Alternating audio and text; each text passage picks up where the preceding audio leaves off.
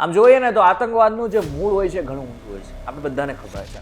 પરંતુ આ વખતે આતંકવાદનું મૂળ જમ્મુ કાશ્મીરથી ઉત્તર પ્રદેશ અને ઉત્તર પ્રદેશથી હરિયાણા સુધી લંબાયું. આમ જોવા જઈએ તો તમને એમ લાગતું હશે કે આની શરૂઆત 10 નવેમ્બર 2025ના દિવસે એટલે કે દિલ્હીમાં જે કાર બ્લાસ્ટ થઈને ત્યાંથી ન થઈ. પરંતુ આ વાત બિલકુલ ખોટી છે, કારણ કે આની શરૂઆત 19 ઓક્ટોબરે જ થઈ ગઈ હતી. 19 ઓક્ટોબરે શ્રીનગરમાં એક ઘરમાં, ખાસ કરીને ઘરની બહાર એક પોસ્ટર લાગવામાં આવ્યું હતું. એ પોસ્ટર શેનું હતું? એ પોસ્ટર જૈશે મોહમ્મદના નામનું હતું. જૈશે મોહમ્મદના લોકોએ ધમકી આપી હતી. ધમકી કોને આપી હતી? આપણા સુરક્ષા બળોને. અને ત્યારથી આખી શરૂઆત થઈ હતી. પરંતુ આ બધી જ વાત ચાલી રહી છે એની અંદર 5 ડોક્ટરનો પણ સમાવેશ થાય છે. 5 ડોક્ટર્સ ભારતના અલગ અલગ શહેરોમાં હતા અને અલગ અલગ શહેરોમાંથી બધી જ વસ્તુઓ કરી રહ્યા હતા, બધું જ ષડયંત્ર રચી રહ્યા હતા.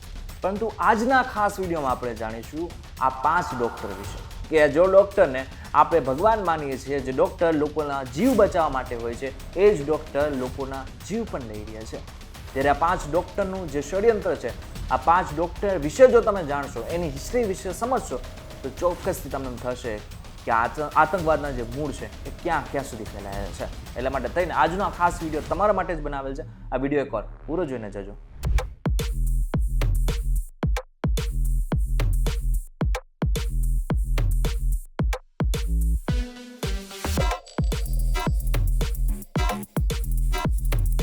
નમસ્કાર અને welcome back folks VTV Digital પર તમે જોઈ રહ્યા છો ડેઇલી ડોઝ અને હું છું આપનો દોસ્ત કરણ ચાવડા.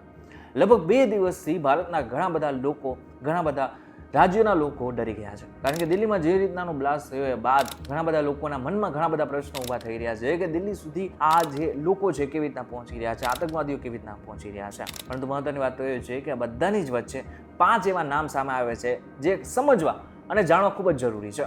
સૌથી પહેલું નામ ડોક્ટર મુઝમ્મિલ ગનાઈ, જેની ઉંમર માત્ર 35 વર્ષની છે અને તે કાશ્મીરના પુલવામાનો રહેવાસી છે. તે ફરીદાબાદની અલ ફલાહ યુનિવર્સિટીમાં ડોક્ટર તરીકે કામ કરતો હતો અને MBBSના વિદ્યાર્થીઓને ભણાવતો પણ હતો. વિચારો, આ જે વ્યક્તિ છે એ લોકોને અને જે વિદ્યાર્થીઓ છે એને ભણાવી રહ્યો હતો. શું ભણાવી રહ્યો હતો? કે લોકોનો જે જીવ છે એ કેવી રીતના બચાવ. પરંતુ તે અંદરખાને શું કરી રહ્યો હતો?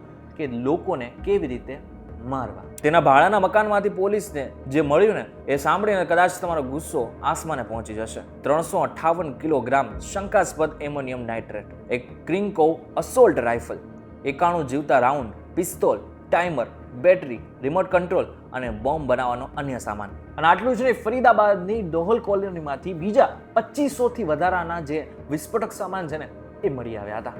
હવે વિચારો, આ કેવડો મોટો સામાન હતો. અને આની સાથે સાથે જો આ ખરેખર બન્યું હોત, આગળના સમયમાં જો આ વિસ્ફોટ થયો હોત, તો કેટલા લોકોના જીવ જઈ શકતા હતા. આ તો માત્ર એક ડોક્ટરની વાત કરી, હજી તો બીજા 3 ડોક્ટરની વાત કરવાની બાકી છે.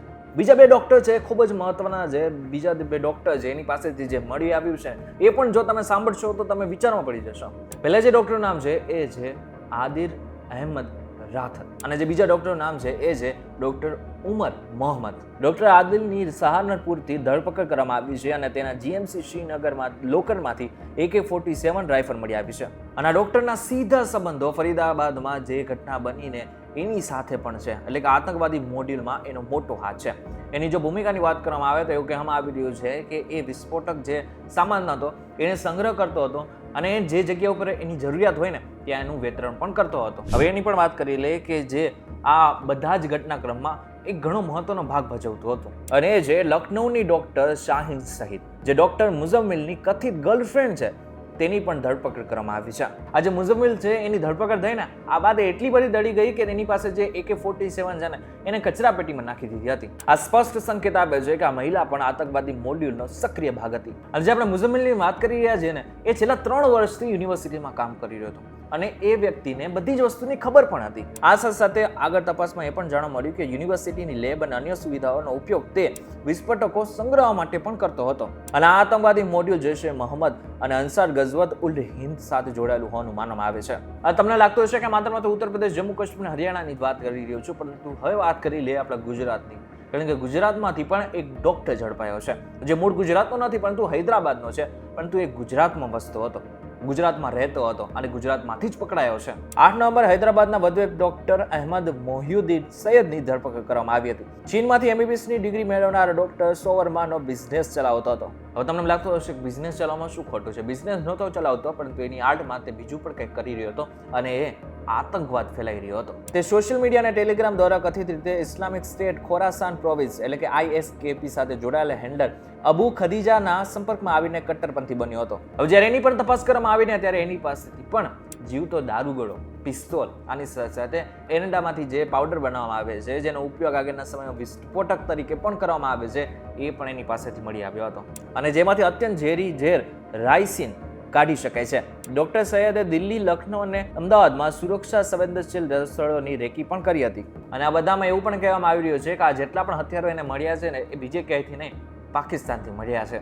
જો કે મહત્વની વાત એ છે કે સારી વાત એ હતી કે આ બધામાં જેટલા પણ આતંકવાદીઓ હતા, મોટા મોટા આતંકવાદીઓ હતા, એને પકડી લેવામાં આવ્યા અને જે જથ્થો હતો, જે દારૂગોળોનો જથ્થો હતો અને વિસ્ફોટકનો જે જથ્થો હતો, એને પકડી પાડવામાં આવ્યો. પરંતુ દુઃખની વાત એ સાથે પણ એ મહત્વની છે કે જે દિલ્હીમાં જે વિસ્ફોટ થયો એ આપણે રોકી ન શક્યા. હવે જે એકચ્યુઅલમાં જે આતંકવાદીઓ પકડાયા એમાંથી મોટા ભાગના ડોક્ટર્સ હતા. પરંતુ મહત્વની વાત તો એ છે કે આપણા દેશમાં હજારો ડોક્ટર્સ કામ કરી રહ્યા છે અને પોતાનો જીવ તાળવે ચોંટાડીને પણ લોકોની સેવા કરી રહ્યા છે, લોકોને બચાવી રહ્યા છે. ત્યારે એવા 5 આતંકવાદીઓને કારણે દેશના હજારો ડોક્ટરને શંકાની નજરે જોવું એ પણ ખોટું છે. ત્યારે આજના વિડીયોમાં તમને ખબર પડી ગઈ છે કે એકચ્યુઅલમાં જે દિલ્હીમાં કાર બ્લાસ્ટ થઈ એની પાછળ કેવી રીતના આખી પ્લાનિંગ કરવામાં આવી હતી, કેવી રીતના જે ભણેલા ડોક્ટર્સ છે એ આની અંદર સામેલ હતા, કેવી રીતના એ ખરેખર જે મોટું પ્લાનિંગ કરી રહ્યા હતા એને કેવી રીતના આપણા સુરક્ષા દળોએ નિષ્ફળ કરી નાખ્યા, એ બધી જ વસ્તુ તમે સમજી લીધી હશે.